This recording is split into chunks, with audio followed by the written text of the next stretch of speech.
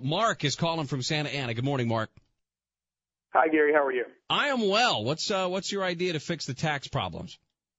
Okay. I want to say first that I'm not so much a partisan as I am a bit of just a wonk. I'm very interested in history and taxes and things like that. All right. So Hey. I would just throw Nerds make the world go round. Yeah, thank you.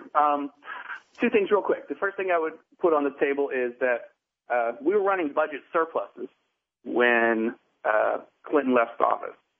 That meant that we were starting to pay down the deficit. So those tax rates were working.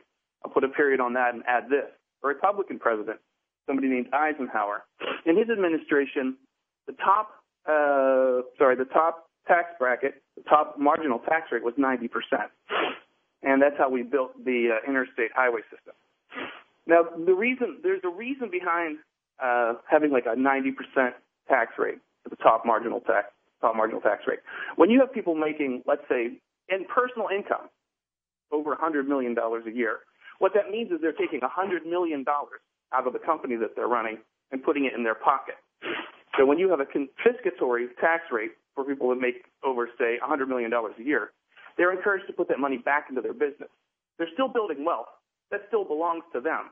But they're not putting it in their pocket and building like, Papa John-style compounds where it's just, obscene wealth.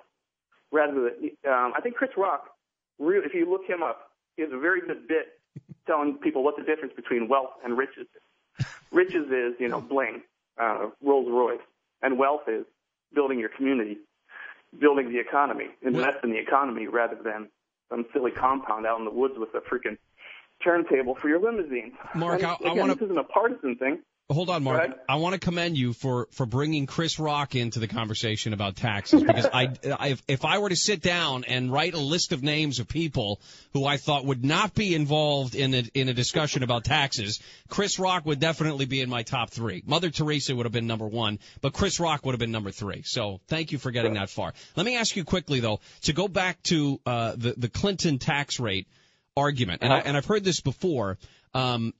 And I know the idea of the surpluses, et cetera, that we had going. The spending that the government was doing at that point was also so much smaller than the spending that the government is doing right now. So simply to say that going back to that tax rate would fix things isn't necessarily the whole story, is it not? That's it's a very interesting point, and it's funny because it's a talking point. I'm not saying it's a talking point when you say it, but I've heard this 100 times. I've heard people say, well, government spending has doubled in the last 10 years. And I stop myself and I scratch my head and I say, let's see, it's 2012. 10 years ago was 2002. Were there any interesting geopolitical developments in the last 10 years that might have made the United States spend something like $1 billion a day? Well, right. Yeah. I mean, obviously. Yeah, that's right. Foreign wars. Obviously. Now, foreign wars, which for the Republican Party, which George Bush, again, this is not partisan. This is just fiscal wonkery. Okay? Let me ask you then just a general question then, and put your income nerdiness to the test. Sure. If you were to impose a flat tax on the United States, what would your number be? I would never go for a flat tax. Okay. That's kind of like, are you still beating your wife? A flat tax is inherently unfair. It's okay. So let's say we go for a flat tax of 10%, and you have let's say I earn $20,000 a year. Suddenly, my income goes to $18,000 a year. $20,000 is an awful lot of money to a guy who earns $20,000 a year. Sure. That's the difference between walking to work walking to work and taking the bus. Well, right, and then if you take it to the other extreme, you find a guy who's making $20 million a year. He can get by with $18 million a year, much better than a guy who's making $20,000 can get by with $18,000. Doesn't hurt him at all. Yeah, I agree with that. But then let me ask you in a different way, so that we get away from the flat tax. How much morally should people be required to pay to make sure that their country continues to work? Again, okay. I don't look at it as a moral thing. We live in a democracy. We look at history. We look at what worked.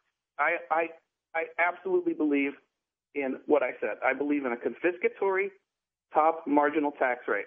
something around 90% for an amount of money that all of us agree is, obscene. Okay, I mean, well, hold on. You know, Before you go any farther, though, that idea of a confiscatory tax rate, whose definition are you going to use? I think that's part of what ours, the democracy, us as a democracy. So we're gonna come up with a list of, let's say, 4 income brackets: $250,000, $1 million, $10 million, $100 million, and then vote on which one we think deserves a 90% tax rate.